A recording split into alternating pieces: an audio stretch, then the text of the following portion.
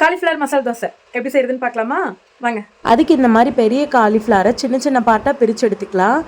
So அதை எல்லாத்தையும் வந்து தண்ணியில் நல்லா கழுவி எடுத்துடலாம், ஏன்னா புழு இருந்தாலும் நமக்கு தெரியாது. அப்புறம் ஸ்க்ராம்பிள் பேட் எடுத்து இந்த மாதிரி காலிஃப்ளவரை திருகி எடுத்துடலாம், ஏன்னா தோசையில் வைக்கிற ஸ்டஃபிங்க்கு இந்த மாதிரி பதத்தில் இருந்தால் தான் நமக்கு கரெக்டாக இருக்கும். அப்புறம் ஸ்டவ்வில் ஒரு கடாய் எடுத்து வச்சிடலாம். நான் இன்றைக்கி மிஸ்டர் கோல்டோட நல்லெண்ணெய் தான் எடுத்திருக்கேன்.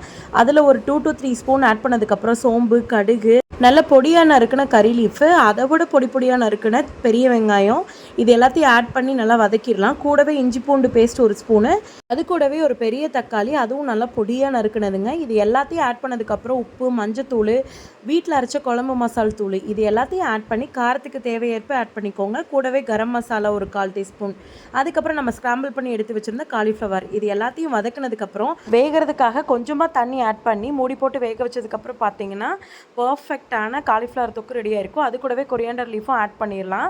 அப்புறம் தோசை தவா நல்லா ஹீட் ஆனதுக்கப்புறம் நல்லா முருகலாக மெல்லிசாக ஒரு தோசை ஊற்றிடலாம்.